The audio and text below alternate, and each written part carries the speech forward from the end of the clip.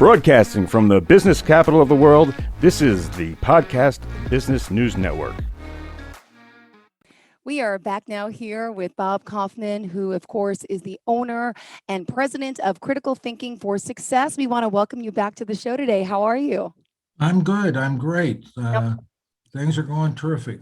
Great. Well, I know it's been a hard year for so many people. We've had some great conversations in the past. I'm excited to be here on Zoom with you to talk more about your consulting, your training, and exactly what you do that will blow the minds of people out there. Of course, how you can help them better themselves, their careers, their journey, their life path. So please introduce yourself. All right. Well, but my background is I'm a licensed clinical social worker and got trained in all kinds of forms of psychotherapy and personal growth work and substance abuse. And that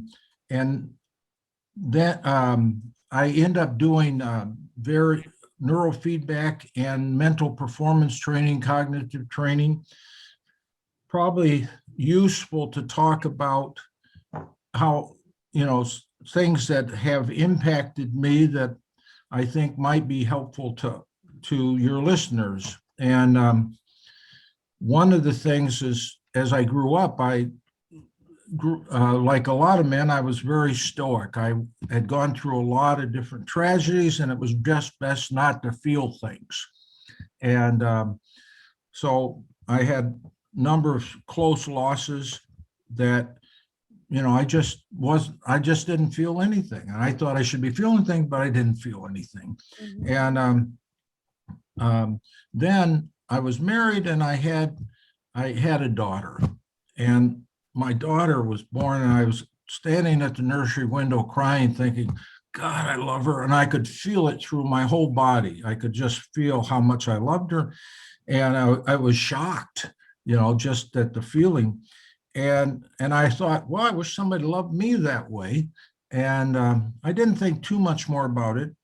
But after that, as she was born, I started taking better care of myself, and I started learning how to be more aware of my feelings. But then a tragedy hit when she was 8, somebody arsoned my home, and my wife and daughter were caught in the fire. And so I spent, I got a call. I wasn't there at home, and I got a call, and I ended up going to Cook County Hospital burn unit where they were located, and sat around for a long time because I had ridden down to there in an ambulance in the front where my daughter, worst ride I ever took. But I got down there, and the doctor finally came in after several hours to tell me that how badly they were burned and that they were probably going to die. And they couldn't see and they couldn't speak, but they could hear. And I was allowed to see them for 5 minutes every 2 hours during visiting hours. And I had to gown up, and I went in, and I didn't know what to tell them because, I knew they didn't know they were going to die, and I couldn't bring myself to tell them that. And my arms at the time started aching when I was with them, just started aching. And then after they passed, I started trying to find out who killed them. And I spent over a year looking, and they ended up, I ran out of leads. The police weren't helping. They had botched the crime scene. And I ran into this guy who was psychic, and he was a police consultant. I thought, oh, okay, I'll hire him. But I didn't believe in psychics. And I thought, so I found another really well-known psychic in the area who was noted for her ability. And so I hired both of them. And I said, if both of them come up with the same person, I'll believe it. Otherwise, it's baloney. Well, they both came up with the same person, and they both said there was no evidence to prove it because the crime scene was so botched. And the second person, her name was Linda. I said, Linda, I don't know what I'm going to do with this information. And she knew I was lying because I was going to go kill this Uh-huh. person. Mm-hmm. And she said to me, Bob, your wife and daughter are at peace. They do not need you to avenge them. And if you do, it will destroy you. So I took that seriously, given all the other information she'd given me. And then she added, and anyway, your daughter was an old soul who came to teach. And her teaching was finished, and she would have died that year anyway.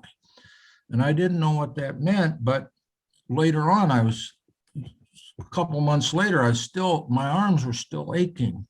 And a friend of mine had me sit in a rocking chair and had me rocking. He said, imagine you're rocking your daughter. Yeah. Mm-hmm. And I did. And I was crying like mad as I did.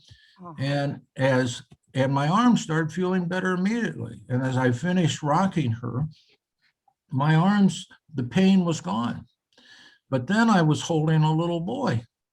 I said, I looked, well, who's this little boy? Turned out it was me. And I said, I saw that I hated this little boy. I did not like this little boy. I was very critical of me. I was very putting myself down, didn't like me. I thought I wasn't good. And then I saw that this little boy was no different than my daughter. Mm-hmm. And at that point, I made a commitment to love myself. The little boy just needed to be loved. It's a beautiful story. Now, Bob, I've talked to you before and I've heard this story. So again, my condolences. It always tears me up. I mean, it's a sad story, but look, your daughter came here to teach you and look what she did for you. And look, Right. now in turn, you're helping so many people. So I appreciate you sharing this very personal, deep story with us all. And a big part is that people don't know, how magnificent they are. And so, they don't treat themselves well. And out of that often comes our not treating other people well. yeah, If people really know and appreciate who they are, the magnificent being they are, they also will see that magnificent exists in everybody else too. yeah, every one of us. Hopefully they take better care. So the tools I use is just to help people better appreciate who they are and to grow in that. And, today, a lot of people have post-traumatic stress and panic and things like that. Well, also with head injury. So the neurofeedback I found was really helpful for head injury, ADD, and then I used the electrodes along the spine. I found that I can affect the sympathetic nervous system, and people who've been carrying around pain and upset and panic and things like that begins to disappear, and that their body, they had tightened their body down, and so then they just became burdened with all the upset, and it just stays. Wow. If we don't express our burden and our pain and everything, it stays in our body forever. The body doesn't know time with them. So this really helps that energy begin to flow. People become more aware of how they feel, and hopefully they can then start learning how to create in their life. And that's where the cognitive stuff comes into, is that, teaching people how to use their marvelous brain to create things in life.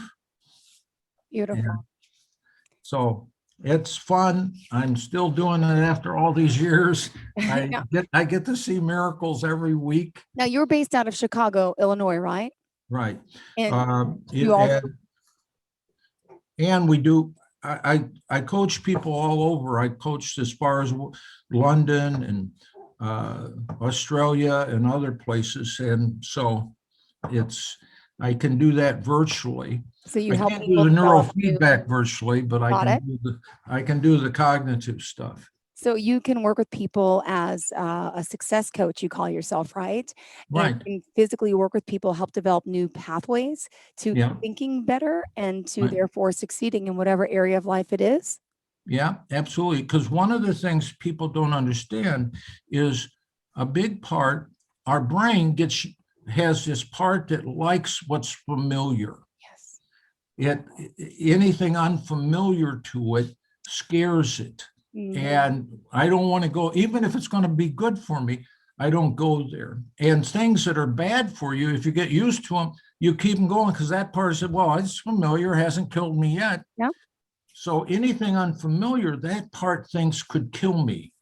And this got started when we were prey, and anything in the environment that was unfamiliar could be a predator and kill us. Yeah. So its only question, is it familiar? If it's not familiar, I don't want it. And so to help people move from that, they need a pathway that it looks safe, and they need support. Because even if I have a safe pathway, I won't necessarily do it. And, and I see it in myself. Anything new, a part of me goes, oh no, I don't, and well, it's that anxiety, it's that fear of something new, doing something different. So how do you get to that person to bring them from that state of fear and anxiety to letting go and to walking down that new path? What are some of the type of techniques, and how does it work? Well, part of it is to begin to get clear on what the fear is. What am I most afraid of? Sometimes there's more than one. And then what's my strategy for handling that? And breaking things down into small steps helps the brain see, oh, I could do this. Okay. And then I support them in doing it. I said, when are you going to do this? Let me know, text me and whatever. Who else can support you in doing this? And so pretty soon they get good at being able to create good plans and ask for support. Now, the added factor is we're usually in family systems and other systems, and that system gets used to us being a certain way.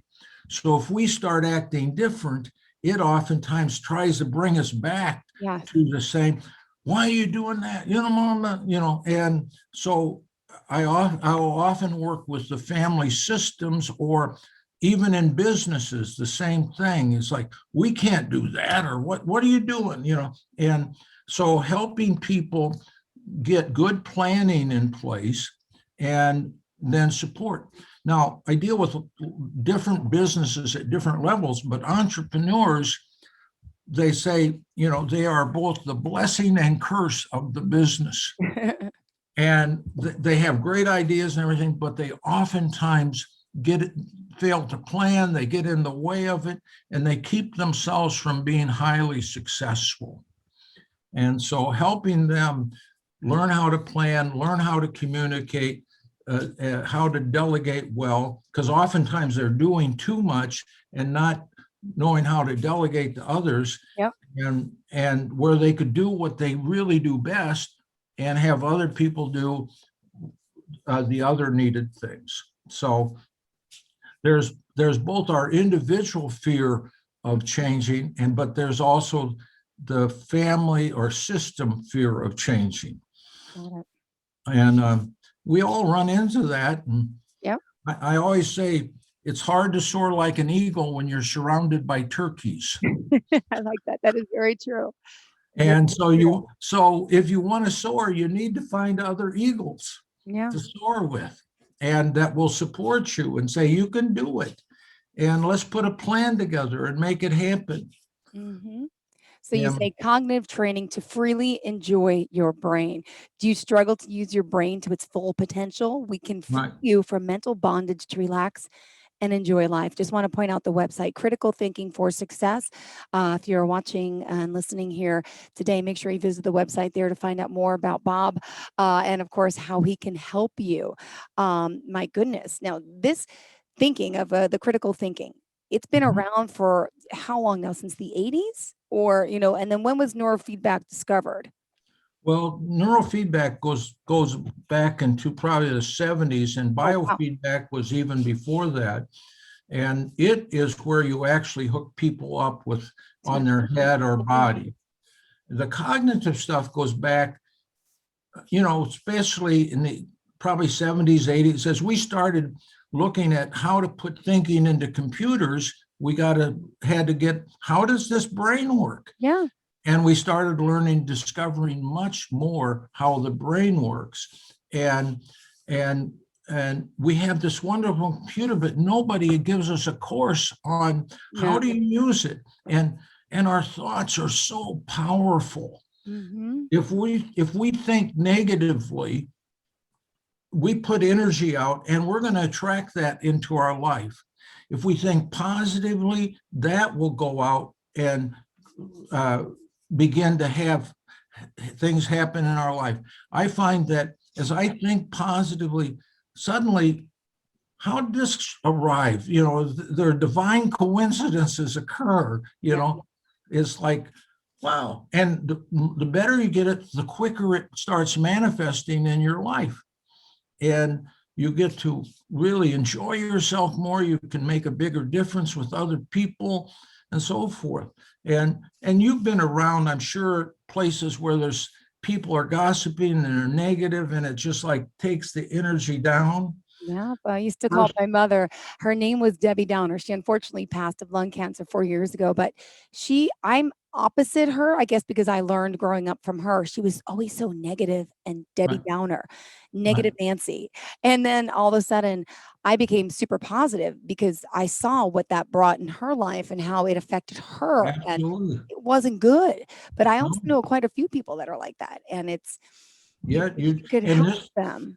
and you'll see that people will relate to each other through complaints and gossip and everything.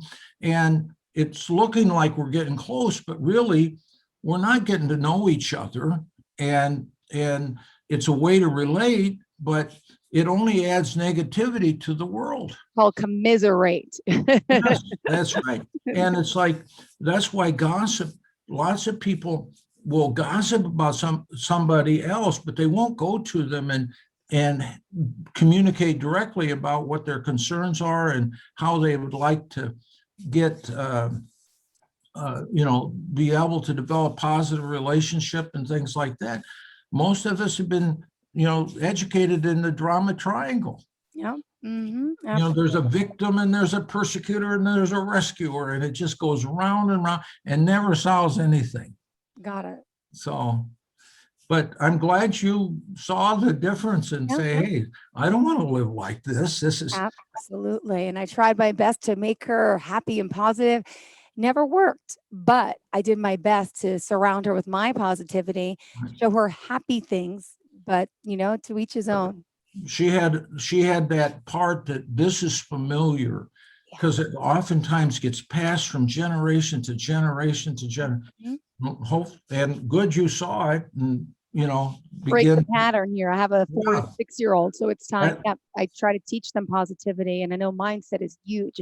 And I get the opportunity to talk to people like yourself who believe in positivity, believe in good energy and health. And I think that makes me more overall well-rounded, and I'm learning from you as well. So thank you for that. Well, and a big thing is you just get to see, I hold that we are these creative souls that happen to take on a body, this biocomputer, and we're operating this physical world. Let's use our creativity. Let's create outcomes and solutions that work, rather than confronting anger or hatred or whatever with anger and hatred doesn't work. Yeah. You really need to address it with positivity and really wanting to get to know somebody.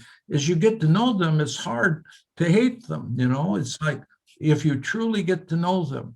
And so, I see my work as every day I get to meet people and get to know them and believe in them. And they'll often say, I heard your voice, Bob, as I do. And I said, that's not my voice. That's your voice with my accent. Because I know that they're starting to believe in themselves then. Well, Bob, unfortunately, we are out of time. I know it was only 20 minutes today. Unfortunately, we got to start, but I want to thank you. And I know your wife, your daughter looking over you, they are super proud of what you've done and how you are helping so many people. I mean, what a blessing.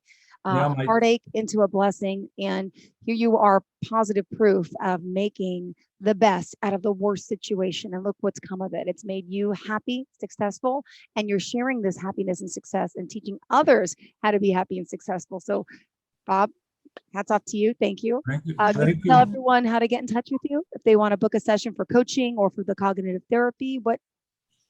Yeah, my website and email, it's really Bob at Critical Thinking for Success or criticalthinkingforsuccess.com. And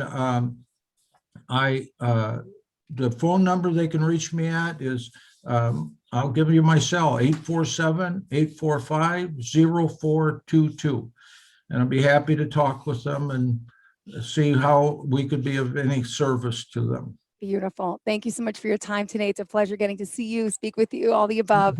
Good seeing you. Thank you. And I wish you a happy and healthy week. And to all of our viewers and listeners, please stay tuned. More of the show is coming right up after this quick break. Thank you. Thank you. Yeah.